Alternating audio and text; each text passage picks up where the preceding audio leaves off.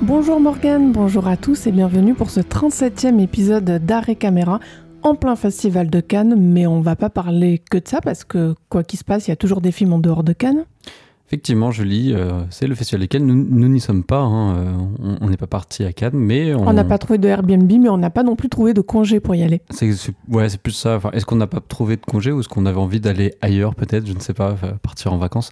Mais effectivement, on va pas parler que de films de Cannes, mais cet épisode sera quand même globalement centré autour de certains films cannois qui sortent dans nos salles au même moment, ce qui finalement, tu l'avais dit il y a pas longtemps, au dernier épisode je crois, n'arrive plus depuis 1 ou 2 ans je crois. Il y a de moins en moins de films qui sortent qui sont des films de compétition pardon. On va dire compète, ça fait un peu terme technique, qui sortent en même temps que le festival en salle. Et là il y en a alors il y en a qu'un seul de la compétition, mais il y a aussi 2 films hors compétition, donc on va les traiter de toute façon, donc on va les nommer.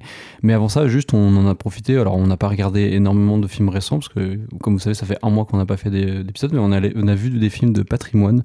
On a beaucoup regardé des films hongkongais et voilà, c'était très plaisant. Donc si vous avez l'occasion d'être à Paris et de voir des films différents, donc des films hongkongais, on vous conseille la rétrospective aux formes des images. C'est vrai qu'elle est assez géniale, Morgane. Moi je faisais un petit peu alors c'est pas très gentil, mais je faisais un petit peu la fine bouche avant d'y aller parce que je me disais à quoi bon le forum des images. Puis c'est surtout que j'aime pas Châtelet-Léal, comme ça tout le monde saura tout. Bouh. Mais la rétrospective vaut vraiment le coup. Enfin, quand je fais le compte de ce qu'on a vu entre Nomade, qui est passé l'avant en avant-première et qui sort bientôt au cinéma dans quelques salles dédiées, c'est Carlotta qui le distribue, il me semble. C'est un film de Patrick Tam. Ouais. Oui, et aussi Rouge de Stanley Kwan, qui lui, pour le coup, donc toujours sous l'égide de Carlotta, est sorti il y a quelques semaines, là encore dans les salles de patrimoine dédiées. On en a vu d'autres aussi. Il y avait Septet qui n'était pas sorti... qui était à un festival de Cannes et qui n'était pas sorti. Bref, on a dû avoir 4 ou 5 on a vu à tout casser. Un film de Tsai Hark, The Lovers, et un film de Chang Cheh, La Fureur du Tigre. Pardon. La Rage du Tigre. Là où je voulais en venir, Morgane, c'est que, enfin, sur 5 films, tout était bien. Alors, il y a des choses qui étaient excellentes, des choses qui étaient très bien, mais on n'a rien vu de nul. Donc, tout ça pour dire que cette rétrospective hongkongaise au Forum des Images au Halles à Paris, moi, je suis très contente qu'elle ait lieu parce que tout ce qu'on y voit est plaisant, tout ce qu'on y voit est beau, entraînant, enthousiasmant. Enfin, voilà, quand je vois du patrimoine, c'est vraiment ce dont j'ai envie à titre personnel, donc j'en suis très heureuse. Ouais, et la rétrospective, si on peut parler de rétrospective, puisqu'en fait c'est un programme spécial autour de la ville de Hong Kong et du cinéma hongkongais, effectivement.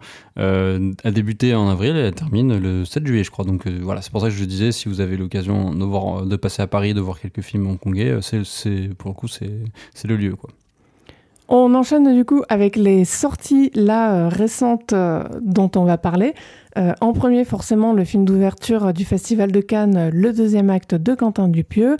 On va ensuite aborder la pépite horrifique. Et ici, le terme n'est pas galvaudé. Le film argentin, When Evil Lurks du réalisateur Demian Rugna. On va également parler de Marcelo Mio de Christophe Honoré. Et enfin, l'incontournable Furiosa. De George Miller. Merci. C'est parti.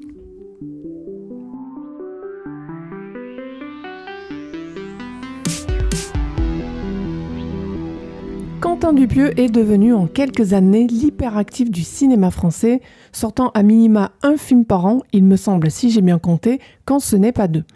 Connu pour son humour décalé et son ton comique à part, le réalisateur qui a démarré en tant que DJ, Morgane, tu me confirmes ? Alors, ouais, DJ artiste électro en fait, mais effectivement DJ.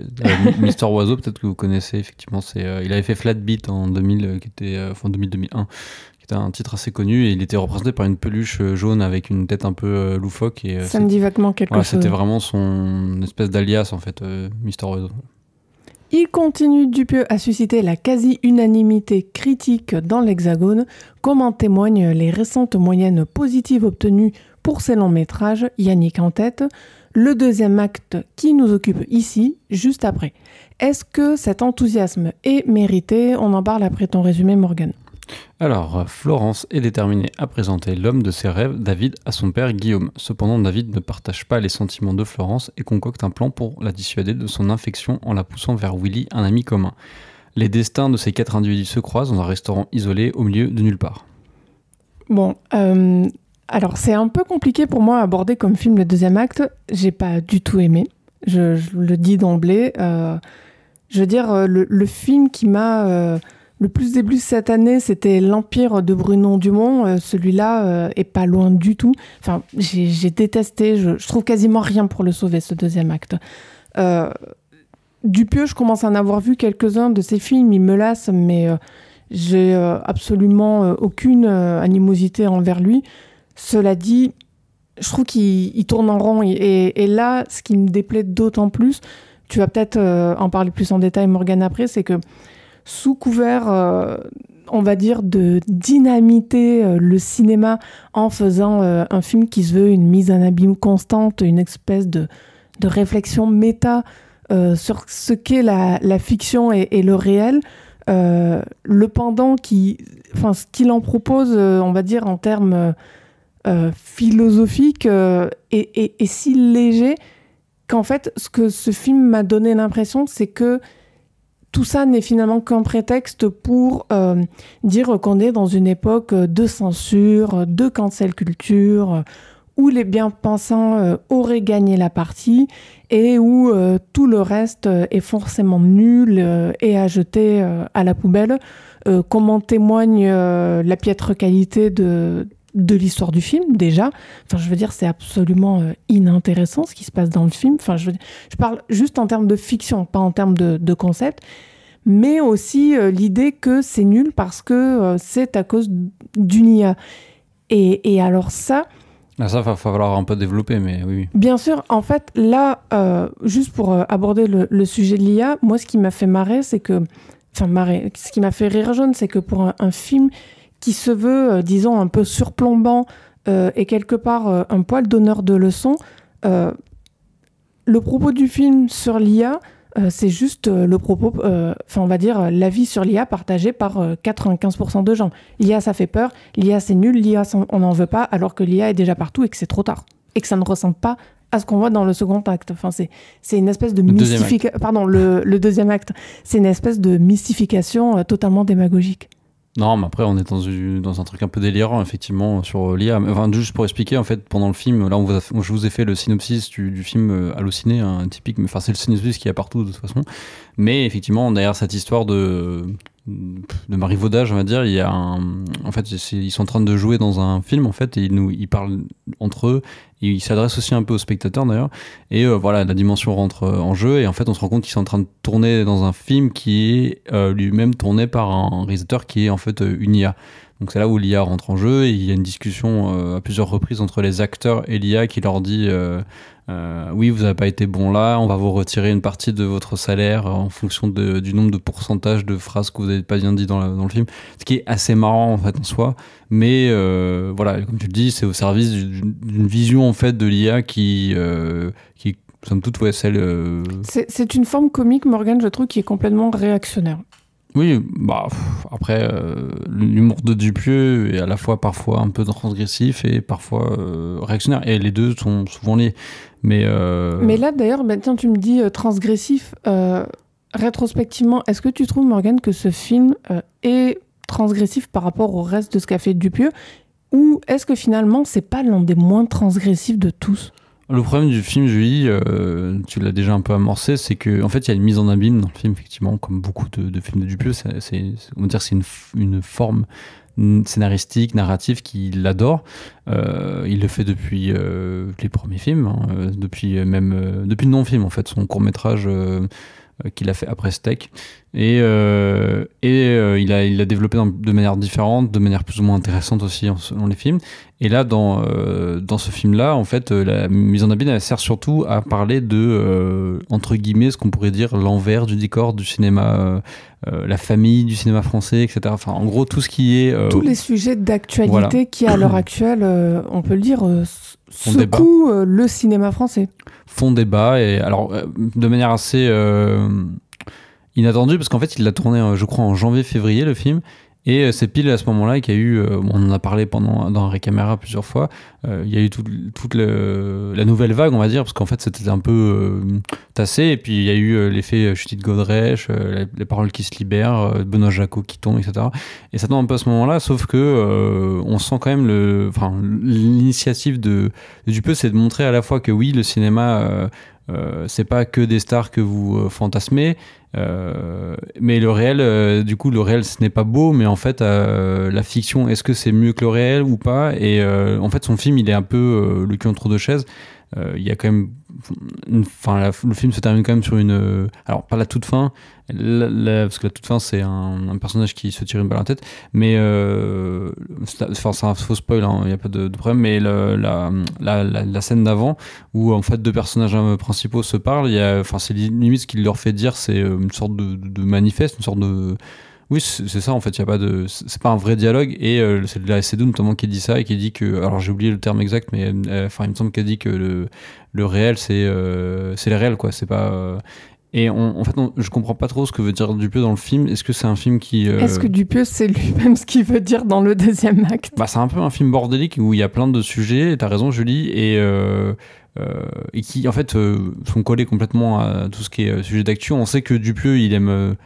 faire le personnage un peu scandaleux, le trublion, il aime bien provoquer, voilà, mais là en fait ce qui provoque vraiment, je veux dire, finalement il utilise ce qu'on peut voir aujourd'hui je te disais, c'est un peu un film Twitter en fait, c'est ce qu'on peut lire sur Twitter depuis plusieurs années même. J'ai l'impression que c'est là qu'il a cherché son matériel scénaristique, le matériau de son film, et finalement en fait c'est une sorte de... tout y passe en fait. Tout y passe. Tous les sujets, en fait. Oui, c'est un siphon. Voilà, c'est un siphon. Et en fait, au bout d'un moment, le pire, c'est vraiment... Tout le film est pas bien. Il y a des scènes qui sont un peu mieux que d'autres, peut-être, qui sortent, en fait, de tout ça, en fait. Les meilleures des scènes du film, c'est les scènes qui sont en dehors de tout ce qui est sujet... Voilà, isolées par rapport au propos global sur l'actualité, en règle générale. Ce qui fonctionne bien dans le film, c'est vraiment l'absurde qu'il y a dans une séquence, notamment avec la Sédou qui fait une pause pendant le tournage et qui a ses parents au téléphone et qui disent que t'as toujours été mauvaise, etc. Bon, ça c'est marrant, elle se met à pleurer, sa fille aussi lui dit ça c'est marrant, mais je veux dire, tout ce qui est l'actualité, c'est pas très terrible, mais le pire c'est vraiment les 20 premières minutes, c'est un plan séquence avec...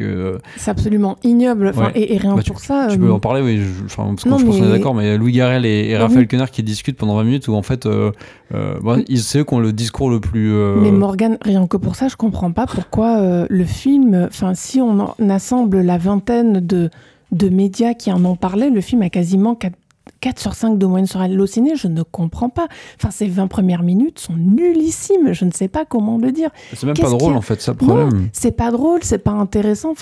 J'ai rien contre Quenard, j'ai rien contre Garel, mais voir Quenard et Garel parler d'un sujet, déjà, on se demande pourquoi, mais c'est pas grave. Je veux dire, peu importe le sujet. C'est même plein de sujets, en fait, c'est une discussion où... Non, c'est la manière dont, en fait, la discussion arrive comme un cheveu sur la soupe, sur la transsexualité, je devrais dire même la transidentité, et c'est n'importe quoi. Et en fait, c'est ça qui me déplaît dans le film, là, dans le deuxième acte, c'est que pour parler de ce côté provocateur de Dupieux, j'ai même envie de rajouter ce côté pseudo-provocateur, parce que au fond, Dupieux, dans le film, et je dis pas ça parce que ce serait un dominant, c'est-à-dire un mâle blanc, cisgenre, etc. On s'en fiche de ça, peu importe. Mais pour moi, contrairement à ce que je pense qu'il croit, et contrairement à ce qu'on en a dit, et contrairement à ce que le film finalement est, le deuxième acte représente un point de vue, de manière générale, un point de vue dominant. C'est-à-dire l'idée qu'on ne peut plus rien dire, l'idée que l'IA va tous nous avaler, l'idée que c'est... parce que le film, au fond, il dit ça. Enfin, je veux dire, l'idée que c'est quasi exagéré de qualifier une agression, le fait qu'un homme veuille forcer une femme et l'embrasser. L'idée qu'on ne puisse pas se moquer des trans. Enfin, tout ça, c'est le point de vue dominant. Si on sort de Twitter 2 minutes, tout ça, c'est ce qu'on entend dans la rue, dans nos familles, alors pas spécialement dans la mienne, ni dans la tienne Morgane, mais je veux dire, dans nos familles de manière générale, ce qu'on entend à la télévision, ce qu'on peut entendre au travail. Et c'est pour ça que ce film-là me déplaît profondément, c'est que je lui trouve quelque chose de totalement malhonnête, parce qu'il nous fait croire qu'il s'agit d'une réflexion globale sur le relativisme, au final, parce que c'est ça qui se passe quand Dupieux discute de fiction et de réel, et de l'importance d'accorder à la fiction ce qu'elle est, et au réel, on va dire, de prendre du recul. Il y a une forme de relativisme, tout en essayant d'appuyer énormément, et le film est quasiment que sur ça, au fond, sur cette espèce de censure globale qui régnerait. Pardon, mais enfin, je veux dire, Quentin Dupieux, il peut s'exprimer, il est financé à chaque fois, il a parmi les acteurs français les plus en vogue. En fait, moi, c'est ça qui me pose problème, c'est-à-dire que moi, je veux bien qu'un homme, qu'une femme, peu importe d'où il vient, parle de censure, parle de cancel culture, dont on ne peut plus rien dire, etc. Peu importe. Mais premièrement, déjà, j'aimerais que ce soit complètement assumé. Et là, en plus, ça ne l'est pas. Il y a une forme de lâcheté dans le film, puisque le deuxième acte se prend en rebours en inventant gratuitement, à la fin, une histoire entre deux hommes, pour éviter toute accusation, on va dire, de propos à côté de la plaque. Ça tient pas la ligne. Et en plus de ça, enfin, comme je le disais, le fait que ce soit un point de vue partagé par tous et dit par Dupieux, enfin pardon, mais pour moi c'est du niveau de Onfray qui dit à la télé on ne peut plus rien dire, et qui est sur tous les étals de la Fnac, sur toutes les vidéos YouTube, sur toutes les chaînes d'infos en continu, et qui arrête pas de répéter on peut plus rien dire. Enfin, ce film-là, c'est du même acabit, et je ne comprends pas pourquoi il n'y a pas, finalement, pas tant de gens que ça qui arrivent à le percevoir. Ah, c'est vrai que le film, il vaut pas tellement plus qu'une émission de CNews avec Pascal Praud. Alors, effectivement, il y a peut-être plus de discours divergents, on va dire, que chez Pascal Praud, c'est souvent toujours les mêmes avis. Parce que là, il y a des avis qui vont se confronter dans le film, même si on se rend compte qu'en fait, tous les personnages sont un peu dégueulasses. C'est ça le truc, en fait. On a l'impression que Léa Seydoux, par exemple, est un personnage plus sympathique, mais en fait, elle se comporte comme une diva et elle parle très mal aux personnes. Enfin, elle parle très mal. Enfin, si, elle le fait mal se sentir. Puis après, quand elle en parle à d'autres personnes, le figurant qui est joué par Stéphane Jouvet, enfin voilà, on se rend compte que tous les personnages, même Louis Garrel, il est bi, etc. Mais en fait, à la fin, il essaye quand même de choper Léa Seydoux de manière assez malhonnête, on va dire, même si est-ce qu'on peut vraiment le blâmer pour ça, mais enfin voilà, la manière dont il le fait, c'est nul, tu vois. Mais il essaie aussi de faire capoter Vincent Lindon, qui se retrouverait chez Paul Thomas Anderson. Oui, il est envieux, il est jaloux. Enfin voilà, tout ça montre que tous les personnages sont pas aussi sympathiques qu'on croit, ou alors le personnage de Quenard qui au début Willy n'est pas du tout sympa, et en fait à la fin comme tu disais, mais c'est le même principe avec Vincent Lindon. Bien sûr, ils sont tous renvoyés dos à dos en fait. Oui, voilà, en fait les personnages qui étaient sympas au départ, en fait ils sont pas si cool que ça, et les personnages qui étaient vraiment pas assez horribles, en fait ils ont une sorte d'humanité, et voilà, en fait, tout ça circule dans le film, et c'est une manière de dire aussi, en fait, vous vous rendez compte que tous les gens que vous détestez, mais en fait, faut être plus nuancé que ça, tu vois, il n'y a pas que tout n'est pas noir ou blanc, c'est gris, en fait, voilà. Mais bon, ça, c'est un discours qu'on a déjà entendu dans plein d'autres films, et qu'on entend aussi dans l'actualité, comme on le disait. Le problème du film, c'est aussi dans sa forme, je trouve, qui est d'une espèce de paresse, on va dire, waouh, c'est globalement, le film commence avec 2 gros plans séquences, qui sont des plans séquences en travelling sur rail, et d'ailleurs, à la fin du film, il y a une espèce de... Je crois que c'est la pire séquence du deuxième acte, c'est celle qui m'a le plus énervé. La scène de fin ? Ah oui, celle avec cette espèce de travelling sur les rails de travelling, c'est insupportable. Ah oui, non, c'est en fait c'est du niveau Stalker du dimanche, quoi. En fait, ça c'est marrant parce que tout le film détruit un peu tout ce qui est le cinéma, en fait, le détruit pour ensuite le sauver à la fin avec une espèce de plan sur le travelling pour dire oui, mais c'est beau, c'est absolument ridicule. Le cinéma, c'est aussi juste une caméra sur un rail. Enfin, moi, c'est comme ça que je l'ai pris. Et oui, c'est ridicule. Alors que juste avant, il fait se suicider un figurant qui a trop mal vécu d'être sur un tournage parce qu'il est pas très bon et qu'il a raté sa chance. Et qu'en fait, les gens ont pas voulu lui prendre son numéro de téléphone, etc. Enfin voilà, tout un discours qui s'entremêle, qui montre une espèce de paresse intellectuelle en fait de Quentin Dupieux. Mais voilà. En fait, parlerais même presque de confusion mentale, mais c'est un peu méchant. Ouais, pour moi, il fait son malin, en fait. C'est plus ça, en fait. Bien sûr. En fait, en voulant aller... Et nous ne sommes pas dupes. Bon, Dupieux, même, je dirais. Et encore heureux. Non, mais c'était la blague, mais c'était marrant. Mais voilà, à vouloir, en fait, taper sur tout le monde, finalement, il se tape dessus lui-même. Il enfonce des portes ouvertes tout le temps.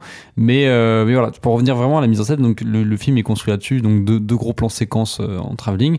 Ensuite, il y a une grosse séquence dans un diner de bord de route, on peut appeler ça, une espèce de restaurant. Ouais, c'est ça, de bord de. C'est même pas une autoroute, là, c'est une route nationale, on va dire.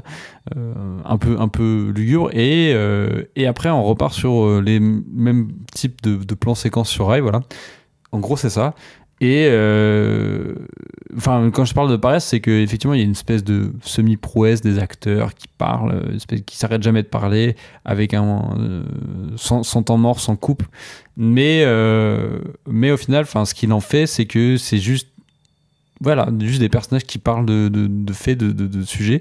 Mais en termes de mise en scène, il y a rien qui vraiment émerge de tout ça. Enfin, je veux dire, à part filmer des personnages qui expliquent leur discours, qui font que du discours finalement. C'est parce que c'est un film très bavard. Parce qu'en fait, c'est ça, c'est un film de discours, c'est un film de discours, mais comme pour ça que je parlais de Twitter, mais aussi comment on dit, de PMU, quoi, de gens qui parlent de... Oui, c'est un discours de café du commerce. De café du commerce, c'est ça que je cherchais le terme, merci Julie. Et voilà, en fait, c'est juste des gens qui font que discuter, et finalement, la mise en scène est un peu au service de ça, mais sans inventivité. Et il n'en sort pas de ce schéma-là pendant 1h15. Et moi, je trouve que le film, c'est juste une espèce de... à part les dialogues, il n'y a pas grand-chose au final. Donc pour moi, c'est un échec de la part de Dupieux, ce qui est assez décevant, parce que c'est un cinéaste qui savait quand même faire des gags visuels via un effet de mise en scène. Là, il n'y a plus rien, en fait. Il n'y a pas de gag et tout.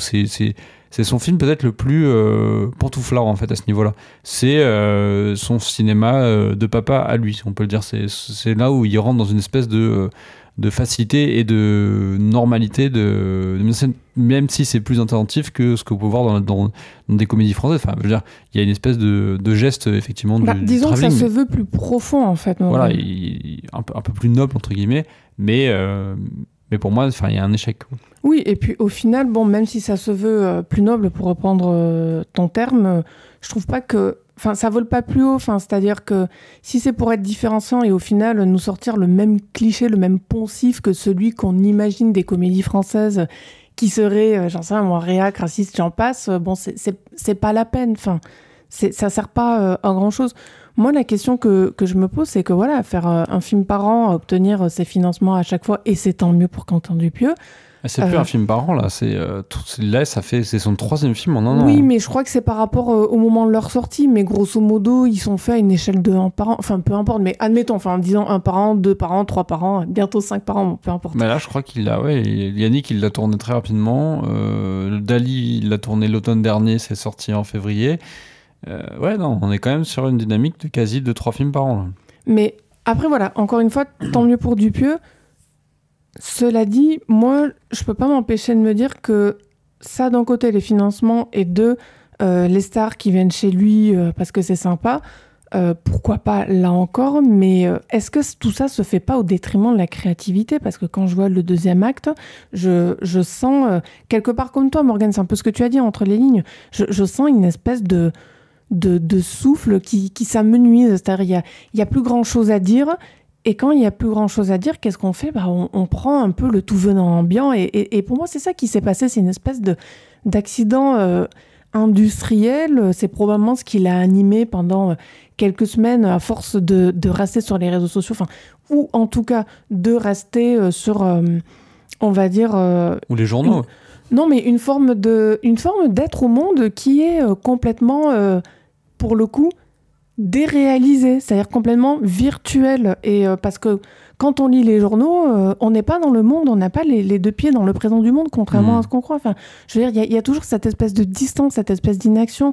Et peut-être que le deuxième acte, c'est le... J'en sais rien, je cherche à comprendre. C'est le fruit d'une tentative comme ça, de se réinsérer, de se réintroduire dans un monde en ayant les pieds joints dedans et en abordant certains sujets qui l'ont animé à ce moment-là. Mais je sais pas, il y a un manque de digestion, soit il y a un point de vue qui finalement est tout petit, mais ça marche. Enfin, c'est ça qui me dépasse, c'est que ça marche. Enfin, je veux dire, ça fait des entrées. Toi et moi, Morgane, je me rappelle, on était dans la salle, les gens ont ri, ça leur parle. Cette espèce d'idée que on peut plus rien dire, que c'est sympa de rigoler avec les transphobes, parce qu'on rit pas des transphobes, on rigole avec eux. En fait, elle est là la différence, c'est que moi je pense qu'il y a chez la plupart des gens, et je le dis absolument sans condescendance, Morgane, je pense que la plupart des gens ont rigolé avec les personnages et pas contre les personnages. Et quelque part, ça, c'est la chose qui m'a le plus inquiété par rapport au deuxième acte. Ouais, pour moi, c'est cette manière-là de faire rire avec les personnages qui sont dégueulasses en soi. C'est aussi pour montrer que le spectateur en lui-même peut rigoler de ça, en fait. Et effectivement, c'est regardez-vous vous-même, vous n'êtes pas mieux que ces personnages-là. Sachant qu'en plus, ces personnages sont des acteurs, en fait, qui sont en train de jouer. Bien sûr. Alors qu'au final, peut-être qu'ils sont eux-mêmes peut-être plus nobles que le spectateur lui-même. Tu vois, je veux dire, parce qu'au final, ce qu'ils font, c'est jouer un script. Mais voilà, on arrive dans une impasse avec, je trouve, Dupieux. Je vois pas tous ces films, et toi non plus, Julie. On n'a pas vu Yannick, on a vu Dali. Il y a aussi une sorte de fatigue qui s'instaure. Ouais, il y a une fatigue, et il tourne un peu en rond, on l'a dit. L'image de la mise en abîme n'a plus le vertige qu'il pouvait y avoir dans ses premiers films, en tout cas. Et aujourd'hui, on est dans une sorte d'impasse, d'abîme, j'allais dire, parce que la mise en abîme, d'abîme cinématographique. Alors ça plaît, tu l'as dit, et effectivement, j'ai l'impression que la critique adhère de plus en plus à son cinéma, parce que sous couvert d'une espèce de fausse profondeur, alors oui, son cinéma est beaucoup plus séduisant sur la forme, peut-être, parce que effectivement, quand je parlais, c'est des travelling, etc. Mais pourtant, c'est de la paresse, je trouve. Mais voilà, c'est assez curieux, ouais, le traitement de Dupieux par rapport à ce que c'était il y a 15 ans, quoi. Oui, et puis il y a autre chose que je voudrais dire, peut-être en guise de conclusion, Morgane, c'est que j'ai vu des personnes parler quelque part pour, d'un côté, on va dire, les retours côté critique, et d'un autre, les retours côté, on va dire, jeune cinéphile, de décalage générationnel. Et ça, j'y crois de plus en plus. Je pense que une partie, c'est concomitant à la critique, mais une partie de la critique, et je le dis, c'est pas un défaut, mais est plus âgée, est globalement plus âgée, on va dire, que la moyenne des gens. Voilà, il n'y a pas beaucoup, en fait, de jeunes critiques. Ou en tout cas, ils sont pas forcément dans les journaux qui sont mis en avant, par exemple sur Allociné ou des choses comme ça. Exactement, et je pense aussi que c'est de là que vient la différence de regard sur le deuxième acte, c'est-à-dire que d'un côté, la jeune génération peut le prendre aussi comme une critique de ce qu'elle essaie de faire, et d'un autre, la critique en soi le prend comme une espèce de révélation, au sens de lever le voile sur quelque chose qui se passe en l'imbriquant dans un propos méta. C'est pas faux, je pense que c'est ce qui... J'ai pas tout regardé, j'ai pas tout lu, mais effectivement, je pense que c'est un peu le regard qu'a la critique actuellement sur Dupieux. On change de continent en passant à un autre genre aussi, avec le film d'horreur When Evil Lurks. When Evil Lurks, c'est le second long-métrage du réalisateur argentin Demian Rugna, auteur d'Aterrados ou Terrified, sorti sur Netflix en 2020. Sa sortie en salle, on la doit à ESC, qui, après Terrifier 2 ou Les Chambres Rouges cette année, continue de distribuer de l'horreur indé et ou extrême en France. On se souvient aussi de la sortie de The Sadness, When Evil Lurks, ça nourrit tous les fantasmes depuis sa présentation à Toronto en septembre 2023 et surtout à CJS où il a remporté le prix du meilleur film. Après un passage à Gérardmer en février dernier où il a également été acclamé et un report de date, il était prévu pour avril et finalement il est sorti donc le 15 mai, le voici qui débarque pour le plus grand plaisir des amoureux du cinéma de genre. Julie, le résumé ? Oui, alors dans l'Argentine profonde, deux hommes font des découvertes de plus en plus sordides. Je dis profonde parce que c'est la campagne partout. D'abord, ces deux hommes découvrent un cadavre. Voilà, enfin, je veux dire, dès les premières minutes du film, on tombe sur un cadavre, pas dans un très bon état le cadavre. Cadavre qui se situe d'ailleurs pas loin de leur propriété. Puis, un de leurs voisins est alité dans un état abominable proche de la mort. L'homme en question, probablement possédé, souffre d'un mal incoercible qui se répand à une vitesse foudroyante dans la région. Alors, When Evil Lurks, c'est un film, donc, comme j'ai dit, qui était très attendu par les fans de films de genre. Ça a été produit par une plateforme que certains connaissent peut-être, qui s'appelle Shudder, qui est l'équivalent du Netflix du film d'horreur aux États-Unis, qui n'existe pas en France, et qui produit depuis plusieurs années un certain nombre de films. Ils ont Shudder's Originals, en fait. Et Damien Arugna, moi, je n'avais pas vu son film précédent, mais il me semble que ça fait partie des films un peu qui traînaient assez dans l'algorithme de Netflix et qui avait une certaine bonne, un certain bon avis à son sujet. Et donc voilà, ce film-là, je dois dire que c'est assez surprenant la manière dont il est construit. Les 30 premières minutes sont certainement les meilleures du film. Hein. Il t'embarque dans sa logique horrifique qui est à la fois qui fait des échos à ce qu'on connaît déjà du cinéma de possession, du cinéma d'exorcisme, en fait, c'est ça que je cherchais comme terme, et de zombies aussi, la contagion. En fait, il y a un côté post-coronavirus. Enfin, c'est littéralement un virus, cette possession. C'est pas juste c'est ça. Des êtres qui seraient possédés et qu'il faudrait guérir, comme dans la plupart finalement des films de possession. C'est que là, on est à la limite, je trouve, du film de possession et avec le phénomène de contagion au film quasiment de zombies, quelque part. Effectivement, et finalement le film auquel ça ressemble le plus peut-être c'est Evil Dead, évidemment, parce que ce sont c'est pareil, il y a une sorte de contagion entre les personnages, et après ils agissent en étant des personnages un peu... en automate. Ouais, en étant sadiques, en se faisant du mal, autour d'eux, et c'est ça le film, en fait. Oui, parce qu'en fait, c'est une possession, Morgane, qui est, comment dire, dans la manière dont elle est caractérisée, ça remonte un peu aux origines du film de possession pour moi, et finalement à des cas historiques plus ou moins étayés et légendaires qui sont un mal lié au diable. Donc le diable étant... dans la religion catholique, le fourbe, le menteur, etc., etc. Dans le film, on retrouve tout ça poussé à son paroxysme. Oui, c'est ça. Et il mêle ça aussi au cinéma un peu... tu vois ce que je veux dire, où je vais en venir. Massacre à tronçonneuse, en fait, aussi le cinéma d'une espèce d'Argentine, parce que ça se passe... Il y a un côté redneck en Argentine. Ça se passe à l'Argentine actuelle, enfin à notre époque. En fait, au début, on ne sait pas trop, puis après, il y a un gros pick-up qui arrive, et là, on se rend compte que oui, effectivement, on est en 2020, hein, ils ont des téléphones et tout, des smartphones.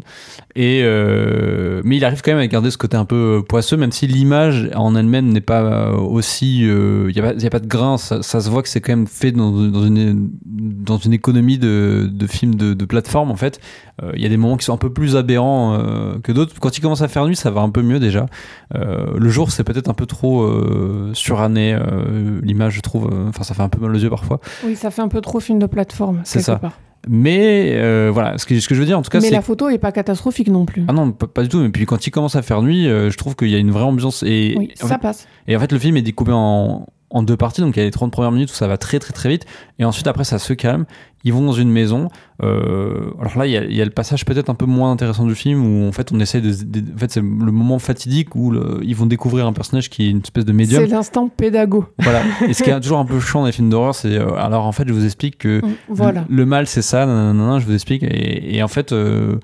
ça dure bien un quart d'heure, 20 minutes, où le film pédale un peu dans la semoule, pour ensuite repartir dans un truc beaucoup plus peut-être classique du cinéma de genre. Je pense notamment au cinéma d'horreur mexicain, espagnol.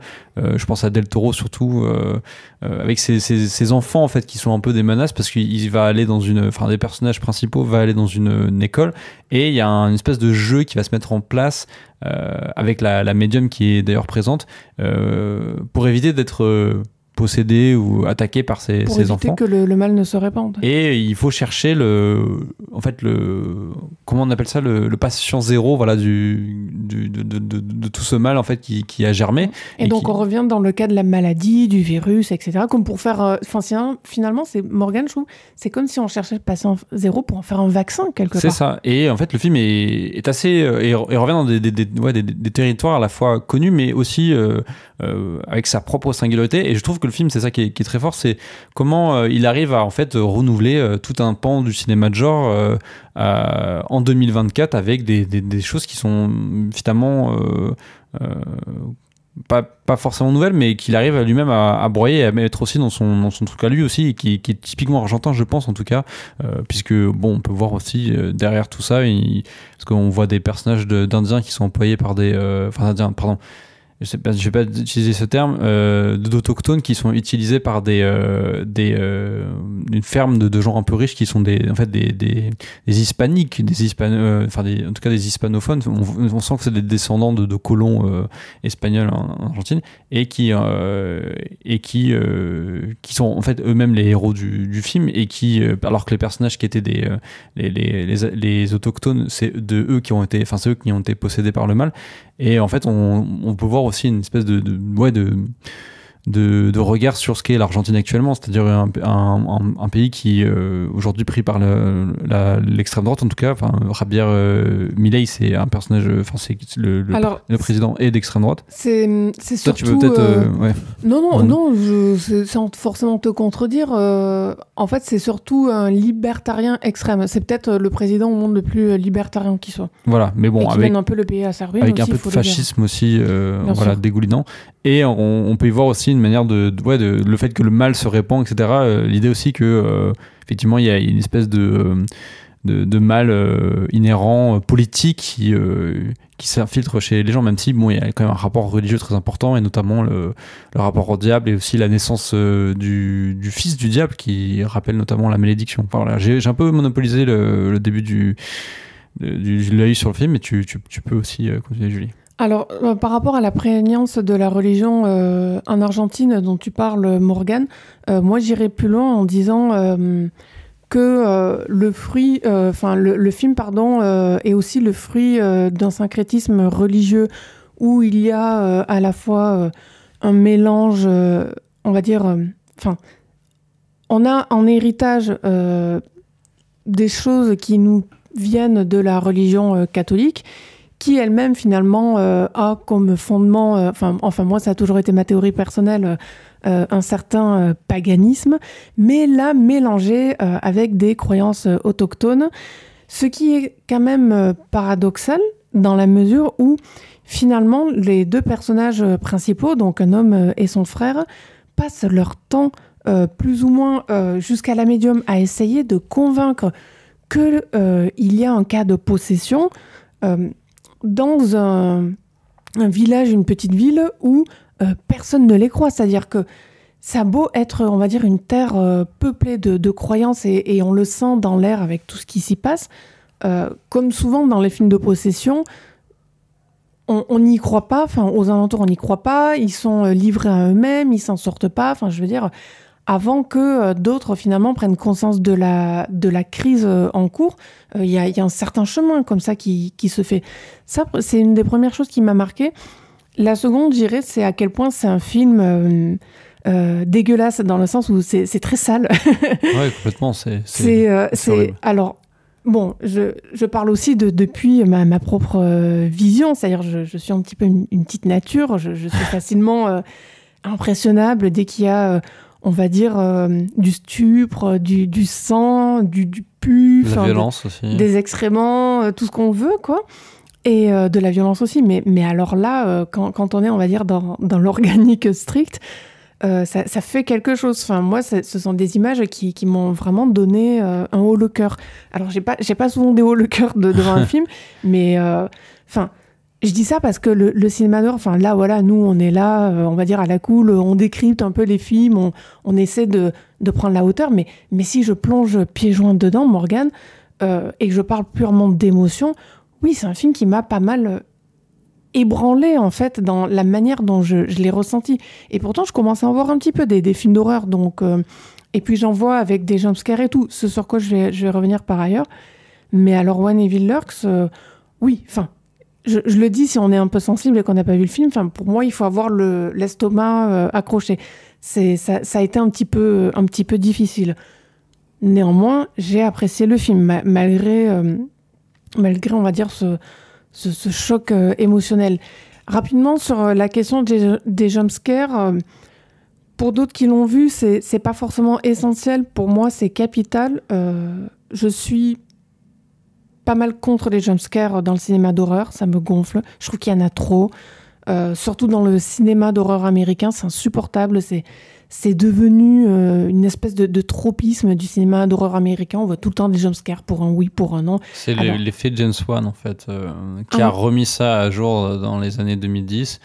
Avec Inside Use et mais même dans les années 2000, enfin, je veux dire, on en a beaucoup trop, tu vois. Oui, mais vraiment, c'est vraiment la marque, en fait, du cinéma d'horreur des années 2010 à cause de James Wan. Même si James Wan, je trouve que c'est celui qui l'utilise le mieux. Mais après, bon, c'est un style, mais je veux dire, c'est un style qui est devenu une espèce de masse dominante dans la manière de faire de l'horreur. Et c'est là aussi, je trouve que When Evil Lurks a un côté rafraîchissant. C'est que c'est un film qui a, disons, suffisamment confiance en sa propre horreur pour ne pas chercher à rajouter des pseudo-effets horrifiques en passant par les jumpscares. Concrètement, il n'y a pas de jumpscare dedans. Ouais, c'est ça. Par sa mise en scène, en fait, il arrive à créer un malaise, de l'horreur, notamment, je pense, à la séquence du chien, où je vais pas en parler, dire des masses. Très bien faite. C'est une des scènes marquant. Les plus choquantes que j'ai vues au cinéma depuis plusieurs années, où il y va pas avec le dos de la cuillère, comme on dit, il y va avec tout. Et alors peut-être que ça aurait peut-être duré encore plus longtemps, ça aurait été beaucoup plus choquant peut-être, mais ça reste choquant. Et mais tout ça par une montée en tension, parce qu'on sent dedans. que ça va arriver, tu vois. On a un doute, et en fait on se dit mais il va pas le montrer, et en fait il le montre de manière très succincte, et après il y a une coupe. Mais après, on revient sur l'image, et là, on voit le chien en train de bouffer une petite fille, voilà, je le dis, et ensuite la traîner le long sur des tas de mètres. Sol, ouais. Mais ça, et encore, ça c'est une séquence, mais il y a d'autres séquences. Il y a une séquence où une mère traîne son enfant, et en fait, elle est en train de bouffer son cerveau.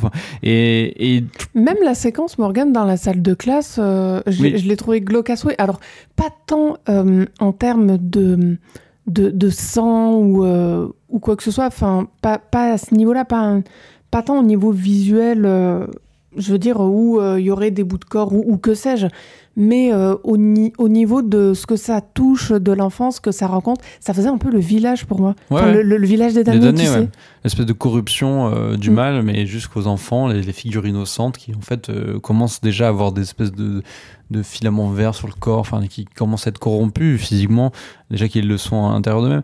Ouais, c'est ça c'est assez important, la manière dont le film arrive à déjouer en fait tout ce qui se fait actuellement de séduisant dans le cinéma d'horreur. Alors on parle surtout du cinéma d'horreur dominant, comme tu disais, donc c'est le cinéma d'horreur américain commercial en fait. Après on peut dire par exemple que A24 par exemple fait des films d'horreur, produit des films d'horreur qui sont avec une esthétique, des effets qui sont aussi un peu différents. Après il y a des films d'horreur, Morgane, américains qui sont de qualité correcte, je dis pas du tout le contraire, mais là je trouve que c'est peut-être parce que c'est du cinéma argentin aussi, mais qui en force d'ailleurs cette année apparemment.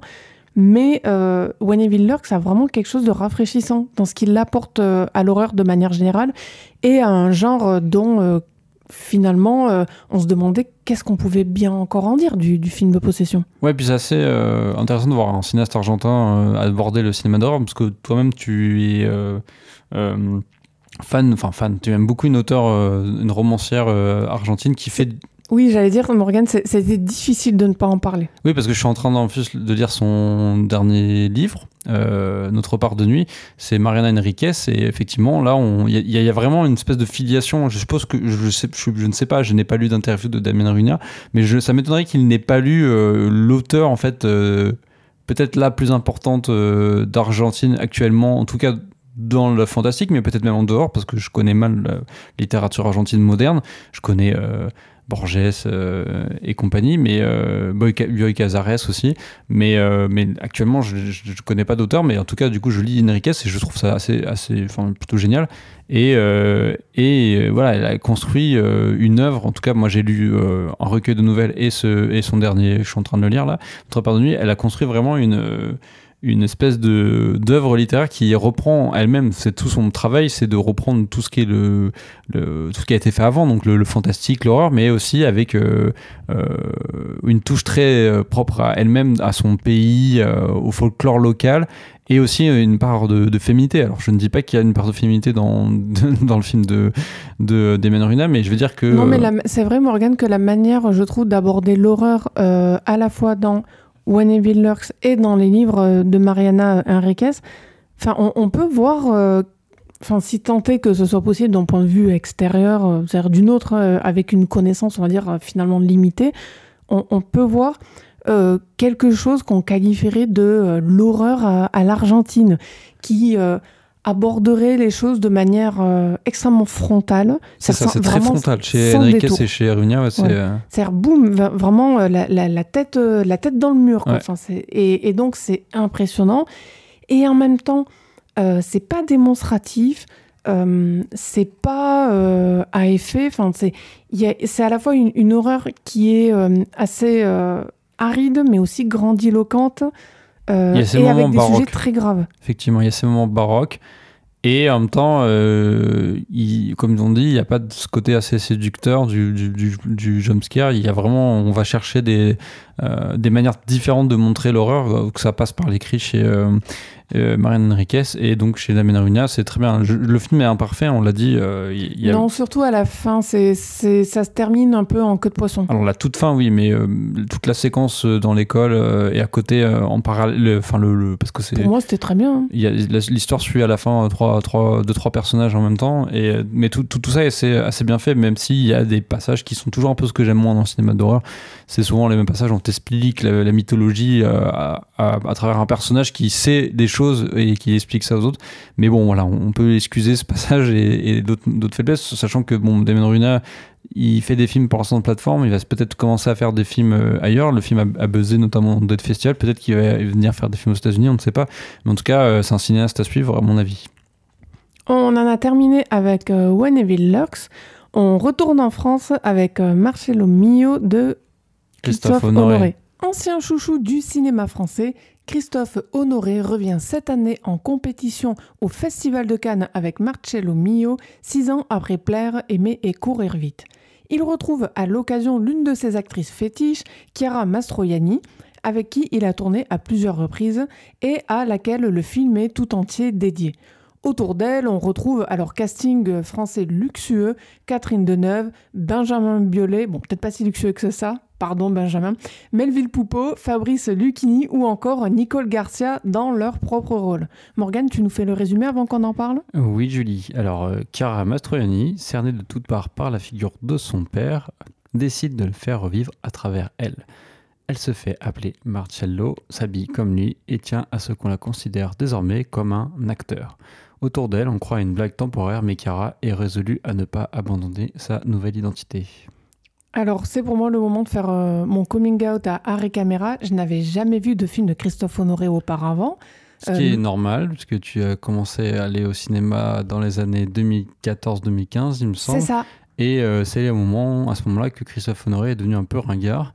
Même s'il y a eu... Il était ringard à l'époque ? Alors, il y a eu Plaire, Aimer et Courir vite qui a été une espèce de retour un peu sur le devant de la scène en 2018, mais entre 2011 et 2018, c'était un peu la traversée du désert. Pour le cinéaste, il a fait des films assez anecdotiques, dans des registres différents, mais c'est vrai que c'était un peu la coqueluche, notamment des Inrocks.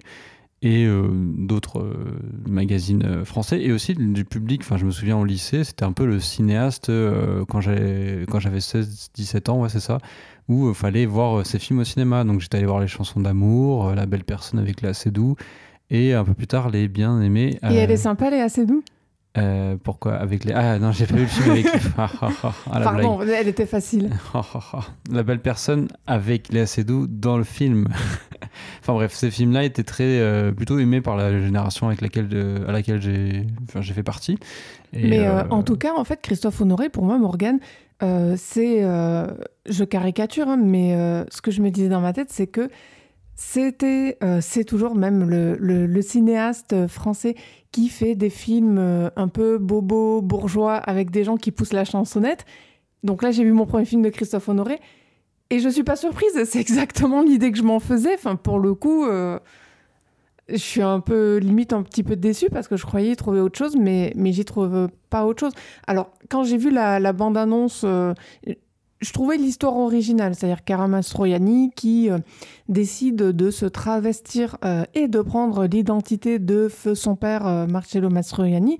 Je me disais, bon, j'en attendais pas grand-chose, mais pourquoi pas, ça aurait pu être bien, ça aurait pu être un peu étrange, un peu, je ne sais pas moi, dramatique, ou il aurait pu se passer quelque chose de l'ordre d'un certain vertige, d'une réflexion sur ce que c'est qu'adopter une autre identité, voire sur la transidentité. Bref, ce que je veux dire par là, c'est que pour moi, ce scénario aurait pu donner lieu à tout un tas de choses, mais je crois que Christophe Honoré, et si tu veux, tu pourras détailler, Morgane, en fait, il a fait le pire choix. Bah, il a fait, en fait, je dis, en fait, le choix attendu, c'est ça qui est un peu dommage, de la part de Christophe Honoré en 2024. Je veux dire, peut-être qu'il l'aurait fait il y a 15 ans, le film aurait été meilleur. J'en sais rien, mais en fait aujourd'hui j'ai l'impression que son cinéma, j'avais vu aussi Chambre 212, que son cinéma est devenu une espèce de caricature de ce que il était il y a 15 ans.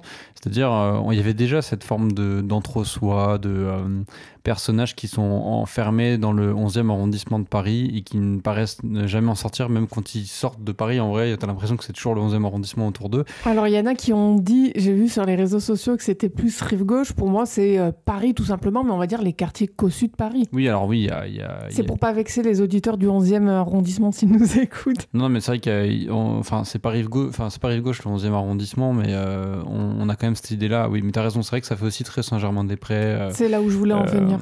Quartier latin. Ce que je veux dire, c'est que c'est une tranche précise de Parisiens qui vivent à l'abri du besoin. C'est exactement ça, et puis c'est surtout comment dire, une population qui n'a pas d'autre couleur que celle blanche, en fait, j'ai envie de dire. C'est toujours les acteurs. Enfin, il n'y a aucune altérité autre que des bourgeois blancs du 5e arrondissement dans son cinéma. Ou alors, enfin, il y en a peut-être eu. En fait, j'ai pas de souvenir, donc j'essaie de me souvenir, mais je ne m'en souviens pas.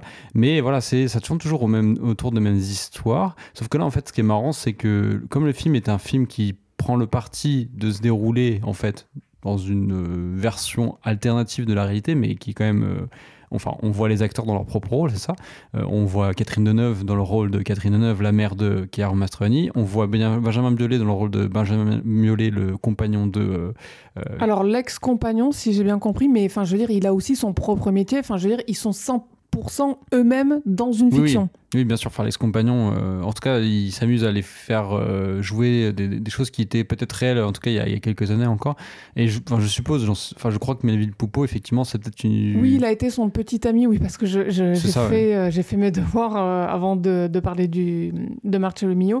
De ce que j'ai compris, Melville Poupeau a été brièvement le petit ami de Chiara Mastroianni, ce dont le film parle. Bon. Ouais, mais on s'en fout un peu de ça, mais le film en parle, mais on s'en fout, quoi. Mais c'est un peu ça, le film, en fait, c'est qu'on s'en fout un peu de ce qui se passe, mais parce que en fait le film fait le parti de rester toujours autour de l'anecdote, c'est-à-dire qu'il y a beaucoup d'anecdotes, il y a beaucoup de... En fait, tu sais, Marcello, ton père, quand je prends la voix de Catherine Deneuve, Yves, c'est ça, il n'était pas ainsi comme si, et puis après on apprend que Melville Poupeau lui dit qu'en fait Marcello, il l'a engueulé en 88-89. Ce dont on se fiche encore une fois. Quand il était jeune, ça l'a marqué, et en fait il rejoue la scène avec Chiara qui est déguisée en Marcello, et en fait tout le film c'est juste autour de ça, alors qu'en vrai le film, comme je l'ai dit notamment sur les réseaux sociaux, le film passe à côté de son sujet.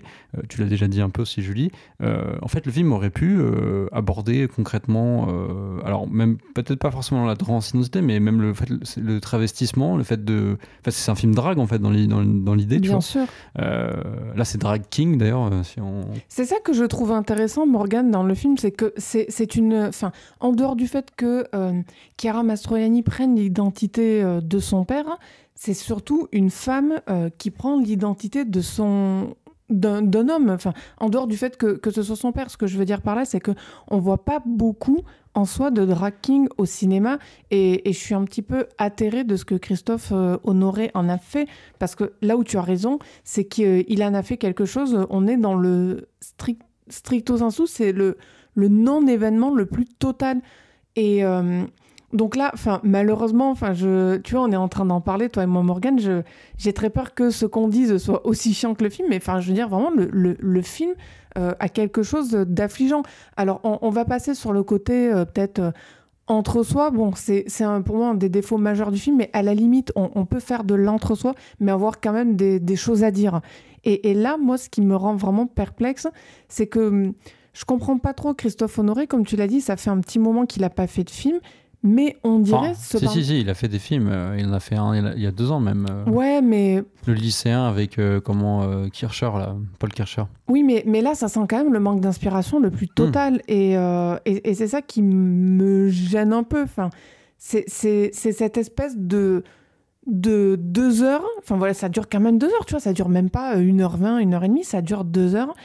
Et pendant 2 heures, on a l'impression que tout ce dont Christophe Honoré a envie, c'est de montrer des acteurs pour lesquels il possède de l'affection. Et c'est très bien, il a le droit de les aimer. Ça se voit, oui, c'est vrai. Ouais, ça se voit. Pour le coup, il y a des films où on a l'impression que les réalisateurs ou les réalisatrices n'aiment pas leur personnage ou n'aiment pas leur acteur. J'en sais rien, j'ai pas de nom comme ça qui me viennent en tête, Morgane. Mais là, au moins, à minima, bon, il les aime. Mais c'est tout. Et quand je dis les aime, c'est que on voit qu'il les filme en les aimant, mais on dirait qu'il n'en a strictement rien à faire du spectateur. Enfin, il s'en fiche. Voilà, il a fait son portrait familial et puis pouf, il nous le donne. Mais il se fiche de ce qu'il est en train de raconter avec, au fond. Ouais, puis c'est marrant parce que en parlant là, ça m'évoque en fait, il a essayé de faire un film de potes en fait. Voilà, c'est ça. À la française, genre à la française, ouais, ce truc-là. Alors oui, non, justement, je vais en venir. De potes, ça me fait penser justement dans Les Pierres à travers au cinéma de, comment il s'appelle, Guillaume Canet, oui. Les Petits Mouchoirs. Oh mon Dieu. C'est un peu tous ses potes, etc. Bon, là, on va dire qu'on est dans un autre registre, mais on n'est pas si loin des Petits Mouchoirs, notamment à la fin, qui se passe en Italie, la toute fin même dans une station balnéaire italienne, où en fait, ça a une espèce d'happy end, où tout le monde est autour d'un verre, et ensuite ils s'engueulent un peu, il y a une espèce de moment aussi un peu dramatique, mais qui ne l'explore pas vraiment, et après on va jouer au volleyball, et on va à la mer nager, et oh super. Donc il y a un peu ce côté-là, ça me fait penser aussi à une espèce de saga, parce que je crois qu'il y a eu 3 épisodes, ou peut-être 2, hein. Le cœur des hommes, c'était un truc très male gaze macho, avec que des acteurs, alors je crois qu'il y a, je vais peut-être dire des bêtises, mais je crois qu'il y a Eddie Mitchell, enfin ce genre d'acteurs là, film de mecs en fait, de bande de mecs qui vont en vacances, et en fait ils ont du cœur, tu vois, c'est ce genre de cinéma là. Mais moi je pense qu'au fait Honoré, il avait en tête pas de faire ces genres de films là, il avait plus en tête de faire comme le grand cinéaste du film de potes en fait, c'est Cassavetes. Cassavetes, il filmait sa femme, il filmait ses amis, et en fait c'est assez marrant parce qu'il y a ce côté aussi, le réel s'entremêle dans le cinéma de Cassavetes, où t'as des acteurs qui ont l'impression qu'ils jouent leur propre rôle, ou en tout cas ils jouent le rôle peut-être de Cassavetes, enfin, il fait jouer son propre rôle Cassavetes par d'autres personnes, et avec Gena Rowlands qui est sa femme, enfin voilà, et c'est un peu vertigineux, et il y a mais il y a du cinéma en fait, alors que là le cinéma c'est aux abonnés absents, il a disparu. Et juste, je voulais rebondir parce que j'y pense, mais on parlait de ce que le film manque aussi, c'est aussi parce que ça se marre parce que il y a quand même une dimension un peu freudienne dans le film, notamment quasiment une espèce de complexe d'Oedipe inversé, et aussi toi qui es fan de Jung, il y a une espèce, en fait le personnage de Marcello Mastroianni, c'est aussi alors anima ou animus pour quand c'est une femme vis-à-vis la personnalité masculine d'une femme, c'est Alors, la personnalité masculine d'une femme, normalement, c'est Animus. Voilà. Et Anima, c'est pour un homme côté femme. C'est ça, donc c'est presque l'animus en fait, parce que en fait, le Marcello lui ressemble aussi, parce qu'elle ressemble à Marcello, Chiara Mastroianni, et il y a cette volonté de s'habiller en homme, considérément comme un homme, peut-être même plus que comme son père, même s'il y a quand même cette idée-là dans le film, mais bon, il y a des moments où elle a aussi envie d'être considérée comme un homme, tu vois, tu le sens. Après, tu vois, Morgane, quelque part, je comprends que Honoré ne fasse pas de son film, on va dire, un film par abus de langage qui se veut psychologique pour éviter, peut-être, je n'en sais rien, ce qui pourrait être un cliché, parce que comme elle s'habille comme son père, si on fait un film freudien, ce serait caricatural. Pourquoi pas? Moi, je pense que ça aurait pu être intéressant, mais pourquoi pas? Mais pourquoi pas le tournant en dérision, justement, cette Bien idée-là? sûr. Parce qu'en fait, le film a une dimension comique et des moments un peu burlesques, mais qui n'aboutissent pas, en fait. On en reparlera peut-être. Mais pourquoi pas, en fait, partir dans un délire freudien et d'en faire quelque chose de comique? Non, mais il y avait tout un tas de choses qui pouvaient être faites, et les meilleures idées comme les moins bonnes. Mais là, c'est la pire, on l'a dit, qui a été choisie. Et c'est un vrai problème. Mais comme tu vois, la veine comique, moi, quelque part, elle m'a un peu gonflée. Enfin, je veux dire, il y avait... Tout est presque... J'ai pas envie de dire indécent, mais c'est la blague de riche, en fait. Et ça me plaît pas trop, tu vois. Quand t'as Catherine Deneuve qui repousse, après avoir demandé du poulpe au restaurant, le plat parce que on lui sert des tentacules dans l'assiette... voilà, ça fait caprice quand t'as Catherine Deneuve qui a le privilège de, comme ça, visiter l'ancien appartement où elle vivait avec Chiara Mastroianni et Marcello, son mari. Oui, c'est marrant quand elle critique l'appartement parce qu'il est très laid. Mais là, pareil, il y a un côté blague de riche, privilège, je peux me permettre de tout dire, de faire ce que je veux. Et je sais pas, en fait, ça va me faire sourire rapidement, mais ça me tend un petit peu parce que tout a l'air à mille lieues de tout ce qu'on vit, du monde, de notre environnement, de notre quotidien. Mais quand je dis notre, je parle pas que de toi et moi, Morgane, de toi et moi, ouais, mais je veux dire de tout, en fait, de tout, réel. de tout ce qu'on... Ouais, du réel et de notre côté... Enfin, par exemple, je vais prendre un cinéaste qui, je trouve, en apparence, ressemble beaucoup à ce que j'ai vu là de Christophe Honoré, Emmanuel Mouret. Emmanuel Mouret, c'est le même genre de fantaisie. C'est-à-dire qu'on voit là aussi des Parisiens nantis, riches et tout. Ouais. Voilà, et il y a effectivement, comme tu le dis, Morgane, du marivaudage dedans, mais il en fait quelque chose. Il y a du cinéma dedans. Il se contente pas juste de la petite réunion de famille. Il y a une histoire, il y a des discussions, il y a des malentendus, il y a des compromis. Bref, il y a une trame scénaristique. Là, le scénario consiste juste en des scénettes qui finalement reviennent toujours au même point pendant 2 heures, et ça fait très très long, qui est que Chiara Mastroianni, qui se déguise en son père, ça met mal à l'aise. Voilà, le film ne repose que sur ça. Ça met mal à l'aise son entourage, qui fait avec, mais qui est mal à l'aise, mais qui fait avec et qui est mal à l'aise quand même. Et on n'en sort pas de ça, donc forcément le film empile les scènes à un endroit ou à un autre, en tentant comme ça de tourner autour de cette acceptation et ce malaise dans une espèce d'en même temps qui s'ouvre jamais, qui débouche jamais sur autre chose. C'est vraiment un film qui, à mes yeux, fait du surplace. Oui, bah, complètement, alors que le personnage voyage, c'est ça qui est paradoxal. Et encore plus, le personnage vit plusieurs histoires, parce qu'en fait, en étant Marcello, il a une histoire différente avec chacun des personnages qui croisent. Catherine Deneuve, elle revit son histoire d'amour avortée, parce que ça s'est pas très bien passé avec Marcello, et il est décédé aussi en étant plus jeune. Je sais pas à quel âge il est décédé, mais je crois qu'il est décédé quand même un peu plus jeune que l'est aujourd'hui Catherine Deneuve. Parce qu'il était bien plus âgé qu'elle, plus âgé, mais il y avait 10 ans, 15 ans de différence, peut-être plus. Non, bien sûr, mais je me demande s'il n'est pas décédé avant 80 ans, Marcello Mastroianni en soi. Avec Fabrice Lucchini, c'est parce que Lucchini aurait aimé travailler avec Marcello Mastroianni, et aussi parce que Lucchini dit qu'il n'a pas d'amis dans le monde, dans la famille du cinéma. Oui, et elle a aussi une histoire d'amour en tant que Marcello avec un soldat anglais. rien d'y penser, J'en ai des atterré frissons. parce que c'est quand même le pire segment du film. Où en fait, je sens qu'Honoré veut à tout prix revivre un film qu'il a adoré avec Mastroianni dans son propre film à travers une espèce de variation homosexuelle.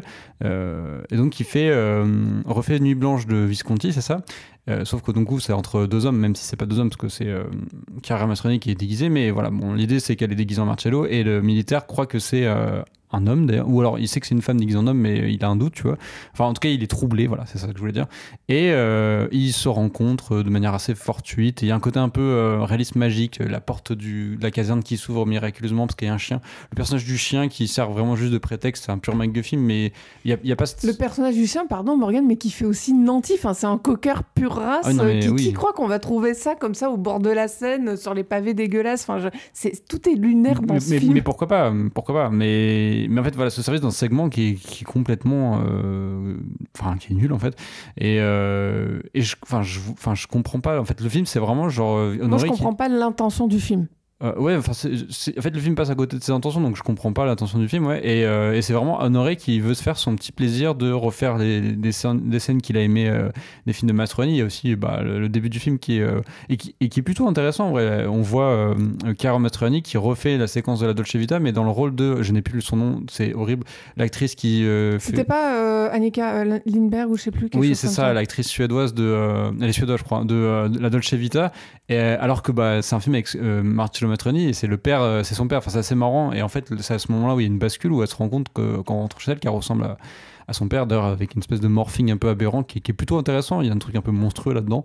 Et en fait, tout le film part de cette idée intéressante pour ensuite aller dans l'anecdote. C'est ça, c'était Anita Ekberg. Merci beaucoup, notre fact-checkeuse préférée, je vous dis. Et non, le film s'écroule dès cette introduction pour ensuite se vautrer dans une espèce de truc un peu lénifiant de l'entre-soi et même le côté un peu qui pourrait être le drame parce qu'on sent qu'il y a quelque chose. En fait, je pense que Chiara Mastroianni avait vraiment véhiculé quelque chose, c'est-à-dire que son père est décédé quand elle était encore jeune, qu'elle a manqué d'une figure paternelle, etc. On sent qu'il y a quelque chose qu'elle avait véhiculé dans le film, elle est même bien, hein, c'est une bonne actrice, enfin, tous les acteurs en soi sont bons, dans le film, c'est d'ailleurs ce qui fait que le film tient un peu, c'est qu'il y a, comme j'aime le dire, il y a une espèce de bagou des acteurs, tu vois, ils ont pas besoin de jouer, ils sont là, ils sont bons, parce qu'ils sont en plus dans leur propre rôle, même si, bon, ils jouent aussi des clichés qu'il y a sur eux. Mais voilà, Chiara Mastroianni, on sent qu'il y a quelque chose qu'elle veut raconter à travers le film de cette tristesse de ne pas avoir été avec son père assez longtemps, de la perte de son père. Mais en fait, je trouve qu'il ne sait pas le filmer, ça, Honoré, et ce qui fait que c'est un film complètement raté. Moi, je vais même aller plus loin que toi, Morgane, j'ai du mal à comprendre sa place, c'est pas bien ce que je veux dire, mais j'ai du mal à comprendre sa place en compétition officielle au Festival de Cannes. Enfin, vu ce que c'est-à-dire au final pas grand-chose, je peux pas m'empêcher de me dire qu'il est là parce que c'est un habitué au détriment d'autres films qu'il aurait peut-être plus mérité. Désolé pour lui, hein. Même pas, en fait. Enfin, je pense qu'il s'en habitue, mais en même temps, ça fait quelques années, quelques films qu'il est pas retourné en compétition. Mais je pense surtout c'est parce que c'est un prétexte à parler du cinéma. C'est un film qui parle du cinéma en soi. Il y en a quelques-uns d'ailleurs cette année à Cannes qui parlent des films de cinéma, qui parlent du cinéma, mais qui n'ont pas forcément grand-chose du cinéma dedans. Oui, bien sûr. Et donc, il y a Marcello Mastroianni, et ça permet aussi d'avoir un certain casting pour un cinéma français. Enfin, il y a toute cette donnée qui fait que il a jugé bon. Enfin, ils ont jugé bon les sélectionneurs de le sélectionner. Même si pour moi, par exemple, ce type de film, c'est sa place à Cannes Première, parce que ça se justifie, le film mineur d'un cinéaste qui d'habitude fait faire des meilleurs films, peut-être. C'est à ça que ça sert Cannes Première. D'autant plus qu'à côté, il y avait un film de Léos Carax, C'est pas moi, qui est lui-même un film sur une espèce de film qui joue sur sa propre persona, sa personnalité, etc. Avec les multiples facettes de Léos Carax. Donc pour moi, ça faisait, c'était logique que si ce film est alors il fait 40 minutes certes, mais si ce film-là est à Cannes Première, pourquoi pas celui de Christophe Honoré, ouais. Non, franchement, c'est une toute petite chose, je vous le conseille pas, ni Julie, je pense. Non. Après, voilà, jamais je dirais aux gens de pas aller voir un film, mais pour moi, faut être premièrement fan des chansons françaises. Ah oui, parce qu'il y a la musique d'Alex Bopin encore. Insipide, ouais. Je suis désolée. C'est vraiment pas mon style. Enfin, je veux dire, ça m'a ennuyé au possible. Et non, il faut être amoureux, et c'est très bien, de Catherine Deneuve, de Chiara Mastroianni, de Fabrice Lucchini, de Benjamin Biolay. Enfin, il faut aimer tout ça pour apprécier le film, sinon je ne vois même pas comment on peut passer un bon moment devant. Donc voilà, on a terminé avec Marcello Mio. On va passer au dernier film de notre programme, un autre film qui était à Cannes, cette fois hors compétition, Furiosa de George Miller. 9 ans après Fury Road, George Miller retrouve la saga qui a bâti sa légende et qui l'a relancée au milieu des années 2010 avec le spin-off Furiosa. Centré sur le personnage joué par Charlize Theron dans le film de 2015, ici remplacé par Anya Taylor-Joy, Furiosa cherche à raconter l'origin story. Tout comme son prédécesseur ainsi que 3000 ans à t'attendre il y a 2 ans, Furiosa était présenté cette année hors compétition au Festival de Cannes. Julie, peux-tu nous en dire plus sur l'histoire de Furiosa ? Oui, alors que le monde s'écroule, on est quasi en pleine apocalypse, la jeune Furiosa tombe entre les mains d'une horde de motards dirigée par le seigneur de la guerre, Dementus. En traversant le Wasteland, il tombe sur la citadelle présidée par l'Immortan Joe. Alors que les deux tyrans se battent pour la domination, Furiosa doit survivre à de nombreuses épreuves pour trouver le moyen de rentrer chez elle. Alors, que dire sur ce film ? Si ce n'est que déjà pour commencer... Alors c'était bien. Voilà, en fait c'était un peu le mystère parce que Mad Max Fury Road, c'était il y a 9 ans, on l'a dit. C'était un peu l'espèce de renaissance de George Miller, en fait, qui avait eu alors, c'était pas une vraie traversée du désert, mais quand même, entre ces Mad Max, il a fait quelques bons films, mais Les Sorcières d'Eastwick, c'est de lui, je crois. Non, c'est pas Les Sorcières d'Eastwick, mais un film avec une sorcière, j'ai oublié le nom, qui est génial. Il avait fait Babe 2, qui est un super film, croyez-le-moi, c'est un super film, familial, qui est une métaphore sur notamment l'oppression, la dictature. Il avait fait... Tu parles des Sorcières d'Eastwick, c'est ça ? Oui, c'est de lui, non ? Oui, c'est ça. Je confonds souvent avec le film de Robert Zemeckis avec les sorcières aussi, c'est pour ça. Les Sorcières d'Eastwick, super bien. Mais ça, c'était déjà encore dans les années 80. Et ensuite, il a fait je ne sais plus quoi dans les années 2000, dont les deux Happy Feet, qui sont des films d'animation sur des pingouins qui dansent sur des musiques. Alors, dit comme ça, ça a l'air naze, mais c'est pas si naze. Mais voilà, c'est pas la grandeur de ses films précédents. Et il avait réussi à monter Fury Road 25 ans après le Dôme du Tonnerre, qui était le 3e épisode de Mad Max, donc sans Mel Gibson, parce que Mel Gibson avait été trop vieux pour le rôle, puisque Max était censé avoir plus ou moins le même âge que dans les épisodes d'avant, et puis surtout, Mel Gibson arrête de jouer l'acteur pour d'autres réalisateurs, presque en tout cas, et je pense qu'entre Miller et lui, ça s'est pas forcément bien passé. Mais voilà, il avait retrouvé un nouvel acteur, etc. Et c'était un miracle, on va le dire. Enfin, je sais pas, le film était génial. Il y avait eu un concert de louanges pour le film. Mérité. Plutôt un bon succès, même si, à l'échelle des blockbusters, c'est peut-être pas aussi gros qu'on pourrait le penser. Je crois que c'était 350 millions de dollars de recettes pour un film qui en a coûté 3 fois moins, il me semble. Donc voilà, et Furiosa, c'était est-ce qu'il est capable de reproduire ça ou juste c'était un mirage ? Il y a eu 3000 ans à t'attendre il y a 2-3 ans, mais c'était un film un peu particulier. On va dire que c'était un espèce d'entre-deux. C'était pas un vrai blockbuster. Il y avait un budget beaucoup moindre, entre 50 et 60 millions. Et il n'a pas du tout marché. Enfin, je veux dire, déjà, il y a pas mal de gens, je pense, qui en avait parlé à l'époque à Recamera. Ouais. Des gens qui n'avaient pas aimé, mais aussi des gens qui savaient tout simplement pas que ce film était sorti en salle. Oui, c'est vrai. Nous, on avait adoré. Enfin, moi, j'avais adoré, quoi. Enfin, c'était génial. Oui, vous pouvez retrouver un épisode. Je ne sais plus lequel numéro, mais le film était très bien. Mais c'était dans un registre différent. Là, on revient au cinéma d'action, au vrai blockbuster. Et en fait, c'est plus qu'un spin-off, en fait. Ça, c'est un épisode à part de Mad Max qui se tient même à lui tout seul, je trouve, oui, Morgan. Parce que c'est ce que j'allais dire, donc je fais bien de... Ouais, non, mais juste rapidement, enfin... Voilà, moi, quand on me dit spin-off ou préquel ou séquel ou remake, enfin, que sais-je... tous les termes de cet acabit, j'ai toujours peur. Je me dis, oh non, il va pas y avoir de créativité, il va pas y avoir d'inventivité, on va rester là bien comme il faut dans une zone de confort. Et là, je trouve que c'est pas spécialement le cas et il fait même preuve de pas mal d'originalité. Oui, en fait, c'est ça qui est marrant, c'est que à la base, je me souviens quand les bandes sont sorties, et même avant, les gens avaient un peu peur. Est-ce qu'il va refaire... Il y avait eu beaucoup de critiques négatives. Oui, alors en plus, les gens ont tout de suite opposé l'aspect visuel de Furiosa avec celui de Fury Road, où des gens commencent à dire « Ah, mais il fait des effets spéciaux en numérique. » À dire que c'était moche. Oui, voilà, c'est pas beau.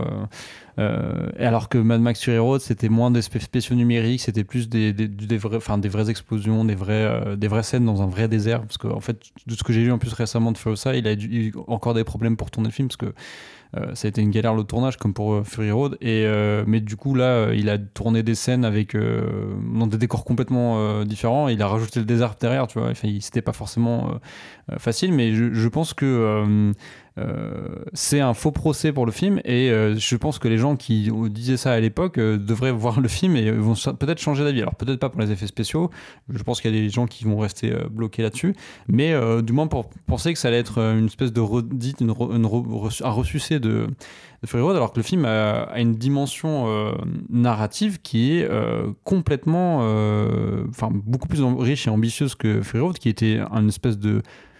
Ouais, déjà c'était un aller-retour, et c'était vraiment une espèce de trip chaotique, spectaculaire, et primitif aussi, parce que c'était un film qui jouait beaucoup avec d'ailleurs celui-là est muet, enfin quasi muet, Furiosa, mais c'était pareil, Fury Road ça parlait pas beaucoup, c'était beaucoup par les gestuels, les mouvements, enfin c'est un film qui était tout le temps en mouvement. D'ailleurs Furiosa, il y a plus de temps mort, mais il y a aussi beaucoup plus d'ellipses, parce que c'est sur une dimension d'une vie, en fait, quasiment d'une vie, mais du moins de la jeunesse de l'enfance de Furiosa jusqu'à Fury Road, en fait. En fait, je trouve, Morgan, si je peux me permettre, que dans Furiosa, il y a beaucoup plus d'images qui, par justement le truchement de l'ellipse, se veulent signifiantes. Alors dit comme ça fait jargon théorique, hein, mais pour être concrète, il y a beaucoup, notamment dans la direction d'acteurs, mais aussi dans ce qu'on voit dans les scènes des batailles, d'actions, de courses-poursuites, etc. Il y a des choses qui se passent à l'image, dans la manière dont c'est filmé, dans aussi ce qui vient, en fait, à nos propres yeux en tant que spectateurs, qui en disent plus que les dialogues.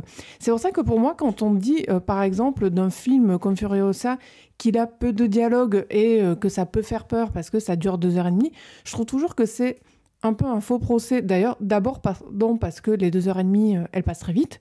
Enfin, je veux dire, moi, je les ai pas sentis passer, je crois que toi non plus. Complètement, oui. C'est un film qui, malgré sa durée, est un plaisir permanent. Donc, les 2h30, on ne les voit pas passer, ouais. Mais en plus, il n'y a pas de dialogue parce qu'on a une image qui est riche en elle-même, qui est riche de sens, peu importe dans quel domaine, dans n'importe quel domaine, j'allais dire. Mais je veux dire, quand on voit, par exemple...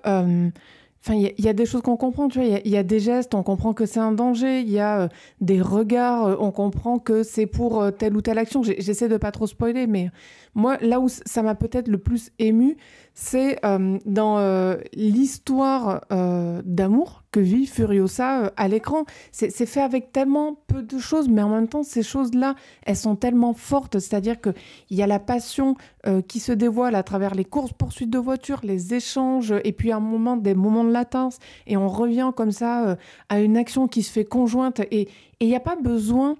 là, pour le coup, dans le film, tu vois, il n'y a pas besoin de scènes superflues, je ne sais pas moi, de câlins ou de sexe ou autre, parce que, en fait, tout ça se déploie dans l'univers de Furiosa. C'est jamais démonstratif. Oui, c'est ça. Enfin, je veux dire, je trouve vraiment que c'est un film qui, paradoxalement, fait une économie de tout ce qui pourrait être cliché dans le genre du blockbuster. Donc, on l'a dit, il n'y a pas trop de dialogue. Il n'y a pas de scène inutile démonstrative, voilà, c'est le mot que je cherchais, que ce soit de larmes, d'embrassades, de joie, d'amour, que sais-je. Enfin, c'est un film très pudique. Et oui, je trouve, à l'image de son personnage. Alors que c'est très violent, il y a des corps qui sont démembrés. C'est extrêmement violent. Même s'il y a des scènes gore qui sont éludées parce qu'il y a, par le montage et tout, on ne voit pas tout, mais on suggère quand même qu'il y a des personnages qui se font dévorer. Mais il y a des moments où on voit aussi des corps en putréfaction, quoi. Et même Morgan, dans la représentation de la violence, je trouve que c'est extrêmement original. C'est-à-dire, alors bon, aucun film n'invente aucun langage par lui-même, mais quand même, il y a des types de scènes que j'ai quasiment pas vues au cinéma, que ce soit par exemple ce personnage joué par un ancien Premier ministre australien qui fait que se toucher le torse. Bon, des choses comme tétons. Ça, tu les vois pas. Voilà, les tétons, pour être plus précise, rien que d'y repenser, j'en fais des cauchemars. Mais ce genre comme ça, là, de gag, en fait, ça devient comme un gag. Tu vois pas ça dans d'autres films, enfin, je veux dire. Ou alors des personnages qui sont... La manière dont certains sont des bouffons complets, bon, tu le vois pas. Chris Hemsworth, bon, ce qu'il est là dans Furiosa, il est nulle part ailleurs. Et pas seulement parce qu'il n'a pas l'habitude de jouer les méchants, mais parce que là, il est employé d'une telle façon que c'est un personnage qu'on ne retrouve pas dans d'autres films, dans ce qu'il a fait, et même au-delà. Enfin, bref, ce que je veux dire par là, c'est que, sans dire que Furiosa invente un nouveau langage, je trouve vraiment qu'il a un langage qui est propre à lui-même et qui fait que le film va aussi très bien vieillir, parce qu'il a une identité qui est très forte. Oui, mais complètement. Le film est en 5 parties. Il y a le chapitrage qu'on a toujours un peu critiqué, mais là, ça me dérange pas parce qu'en plus, le film a une dimension un peu de conte. D'ailleurs, il y a une voix off qui te raconte l'histoire de Furiosa. On suppose d'ailleurs que c'est la voix du personnage qui est. Alors, du dictionnaire, c'est une sorte de dictionnaire vivant. En fait, oui, il a énormément de choses tatouées sur son corps qui lui servent à, comme ça, dégainer des connaissances en cas de besoin. C'est effectivement un conteur. On sent qu'avec l'effondrement du monde, il y a un effondrement de la connaissance. Exactement. Il n'y a plus d'archives, il n'y a plus rien. Et lui, c'est un peu le seul. Alors bon, c'est un peu. Tu sais, il parle de guerre qui a eu lieu. Au bout d'un moment, on ne sait pas si c'est des guerres qui ont eu lieu entre l'effondrement du monde et le monde de Furiosa. Mais on peut aussi imaginer que c'est des guerres qui la rendent, parce qu'on peut supposer aussi que sa connaissance, elle est aussi un peu truquée par. Parce que comment faire confiance à un esprit humain, mais voilà, la dimension mythique de conte aussi du film, elle est inscrite dans sa narration, c'est-à-dire en 5 parties, chapitrées, la voix off, et par les ellipses aussi, on a l'impression de passer à l'intérieur même des chapitres à des sous-chapitres en fait. Il y a des ellipses aussi qui sont par timelapse. Je pense à la séquence où tu as les cheveux de Furiosa qu'elle a coupé, qu'elle s'est constituée une propre perruque avec ses cheveux pour s'échapper en fait, sans trop en raconter.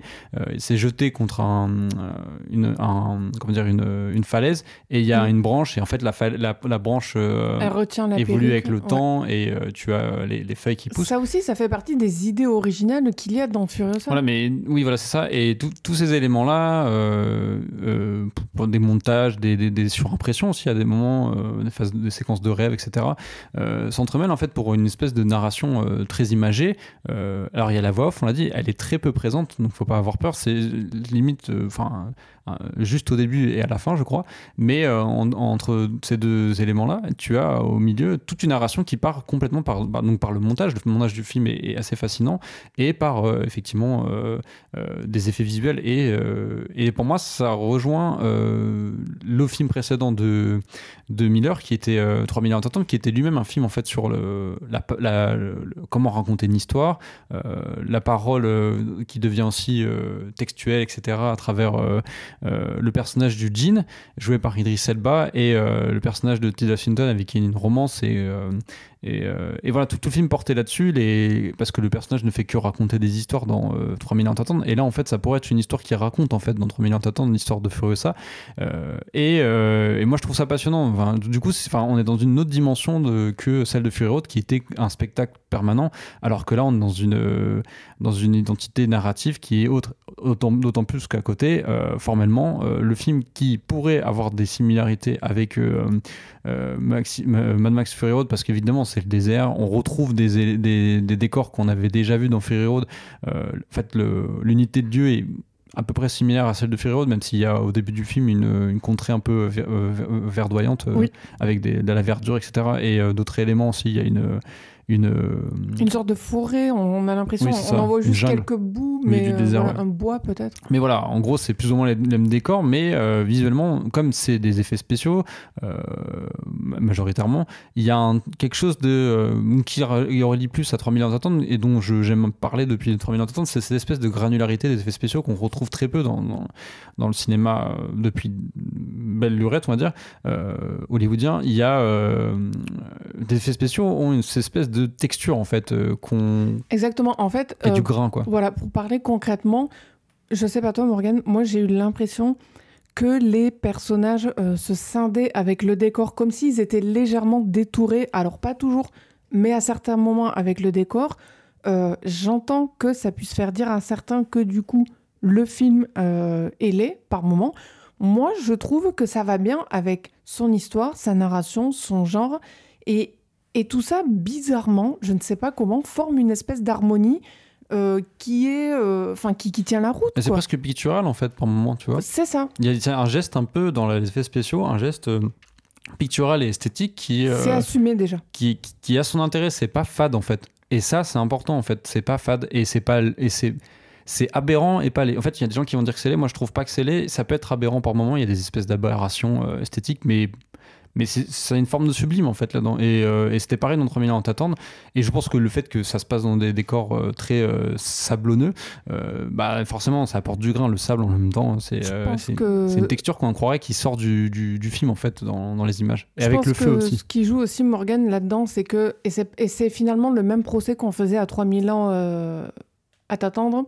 Ces deux films, là aussi, là où ils se ressemblent, c'est que ce sont des films qui ont, on va dire, leur propre direction artistique qui est très différente de ce qu'on a l'habitude de voir au cinéma, et j'irai même plus loin, là, aujourd'hui, j'entends, et qui est très différente de ce qui est considéré comme à la mode, hype, pour parler concrètement, le cinéma de Villeneuve. Et comme c'est complètement à l'opposé de ça, non, mais c'est vrai. C'est l'envers de l'hygiénisme de Villeneuve. Oui, voilà, c'est l'antithèse de cet hygiénisme, pour reprendre ton terme, Morgane, de Villeneuve. Mais comme les gens ont du mal à aimer des choses très différentes, eh bien ça fait de suite bizarre, parce que c'est pas quelque chose qui se fait et qui est copié. C'est quelque chose d'autre. Mais c'est bizarre. C'est volontairement bizarre. Mais comme c'est... Enfin, je veux dire que... Et encore, moi, je trouve pas ça si bizarre que ça. Je trouve ça plus... original que bizarre. Oui. Mais en fait, je pense que beaucoup de gens trouvent ça bizarre et donc pas bien. Oui, d'accord. Mais moi, je pense que c'est bizarre dans une normalité, en fait, qu'on est habitué à voir, de ce qu'on est habitué à voir. Et d'autant plus que, pour moi, George Miller, c'est quand même un cinéaste de genre de base. Et c'est un mec qui a commencé par faire des films fauchés et des films quasi d'horreur. Enfin, le premier Mad Max, c'est quand même très violent et interdit moins de 16 ans, je crois. Et c'est le principe même de l'Osploitation, c'était de faire des films assez violents qui se passent dans l'outback australien, donc le désert. Et voilà, il y avait cette volonté, et il continue à avoir ça malgré le fait que ce soit un film à 180 millions de dollars, et je trouve ça d'une profonde beauté. Il y a autre chose dont je voulais parler, Morgane, c'est que quand même George Miller, il a quoi, 80 ballets à peu près, peut-être 79, ouais. Ouais, enfin, il est quasiment, disons. J'ai été étonnée, je m'attendais pas à ce que quelque part il y ait un sous-texte féministe à Furiosa. Je m'y attendais pas, c'est-à-dire que quand il y avait déjà un peu ça dans Fury Road. Ouais, mais là je l'ai trouvé quelque part assez prégnant aussi, parce que concrètement le film te dit que, si je caricature, quand il y a beaucoup de femmes qui s'occupent de la terre, elles cherchent à la préserver, tandis que quand il y a beaucoup d'hommes qui le font, ils cherchent à la détruire. Et non seulement à la détruire, à détruire le sol, à détruire par l'exploitation des sols, mais aussi l'exploitation d'autres êtres humains. Oui, humaines. Oui. Et je trouve que cette idée-là, de la manière dont je l'exprime, elle fait très manichéenne, mais le film le montre pas comme ça.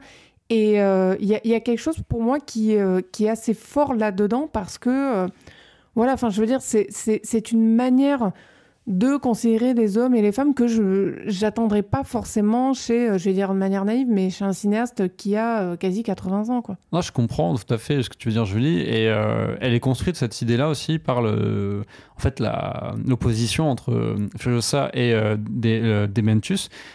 D'ailleurs, c'est assez marrant, parce qu'on a lu il y a pas longtemps un tweet, toi et moi, de quelqu'un qui dit que le film, en fait, quasiment Dementus vole le rôle de personnage principal.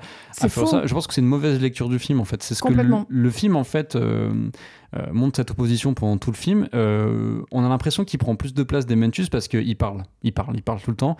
Alors qu'on l'a dit dès le début, Morgane, quand on en parlait, la manière dont le film aborde sa propre histoire est, encore une fois, calquée sur la manière dont le personnage de Furiosa vit les choses, pas sur la folie de Dementus lui-même. Donc c'est pour ça que c'est une mauvaise lecture. Oui, d'autant plus que c'est vu à travers les yeux de Furiosa, effectivement. Mais voilà, c'est ça qui est marrant, il parle, Furiosa ne parle pas. Il y a une opposition là-dessus. D'ailleurs, c'est très impressionnant ce qu'arrive à faire Anya Taylor-Joy juste avec son regard, des petits éléments. Elle, d'ailleurs, d'ailleurs, elle l'avait dit dans des interviews, c'était difficile de faire ça parce que elle n'est pas habituée dans son rôle d'actrice de base, dans ses autres films, à avoir toute cette palette d'émotions sans devoir parler. Ça a été pas évident. Mais voilà, il y a donc cette opposition et c'est d'autant plus fort parce qu'elle est symbolique aussi, c'est que Dementus, pendant tout le film, il cherche à construire sa légende, à son propre mythe, et du coup, il crée des exactions, il fait des massacres, il se donne des noms aussi, il change de nom pendant le film. Il est ridicule. Mais c'est un méchant qui est assez excentrique et qui, en miroir, effectivement, Furiosa, est extrêmement bavard. C'est ça. Et on a l'impression qu'il cherche à voler la vedette du film. C'est un peu ça en fait que crée Miller dans le film, c'est qu'il fait d'un personnage tellement exubérant qu'on a l'impression qu'il veut prendre la vedette, qu'il va prendre la vedette, mais en fait bah non, c'est Furiosa. Et d'ailleurs à la fin elle le rappelle et elle finit par le tuer. Donc et le film c'est un film sur elle, sur l'exil qu'elle a dû subir étant jeune et sa vengeance. Et c'est pour ça, je pense que les gens qui disent en tout cas ça, ont mal compris la démarche de Miller qui est à la fois donc qui s'exprime par la nature des deux personnages qui s'opposent. Donc non mais le film est très fort. Je pense que c'est peut-être un peu moins bon que Fury Road, peut-être parce qu'ils ont peut-être moins l'effet d'être surprise, et aussi que il y a des choses qui marchent peut-être un peu moins aussi sur 2h30, alors que le film de Fury Road était plus concassé 2 heures, même si je dis pas que c'est un problème les 2h30 du film, mais voilà, ça reste un excellent film. Ça sera certainement le meilleur blockbuster de l'année, je pense. On verra, c'est pas fini. Non, c'est pas fini, mais on peut déjà, pour moi on peut d'ores et déjà s'avancer dessus. On verra si quelqu'un parvient à proposer un film à grand moyen aussi original. On en a terminé avec ce 37e épisode d'Arrêt Caméra. Sur une note positive, Morgane, ça fait quand même du bien. Oui, c'est vrai qu'on n'a pas aimé grand-chose, mais on a terminé sur le meilleur film du lot, et qui est déjà un des meilleurs films de l'année à mes yeux. Alors, à nouveau, on ne va pas revenir dans 2 semaines, mais dans 3 semaines. Souci d'emploi du temps. Oui, non, mais même pas d'emploi du temps, mais en fait, cette année est un peu bizarre d'ailleurs pour l'aparté. Enfin, je sais pas vous, mais moi j'ai même pas vu 40 films et on est à la moitié de l'année. Enfin, je crois que ça faisait longtemps que j'ai pas fait une année où en début d'année j'ai vu aussi peu de films.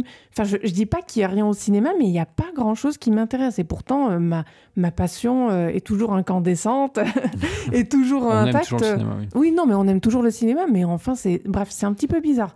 Quoi qu'il en soit, on revient le 14, on va sûrement parler de Rendez-vous avec Pol Pot, du fameux Love Lies Bleeding avec Kirsten Stewart, peut-être de Les Guetteurs, peut-être de C'est pas moi de Carac justement, peut-être de Crépuscule, bref, on verra, le programme n'est pas arrêté. D'ici là, on vous dit portez-vous bien, à la prochaine, et vous le savez, si vous voulez nous soutenir financièrement, tout est sur le lien de Arrêt Caméra sur Twitter, sur la description du podcast. Bref, c'est pas compliqué, c'est facile à trouver. Bonne écoute. Et bonne séance.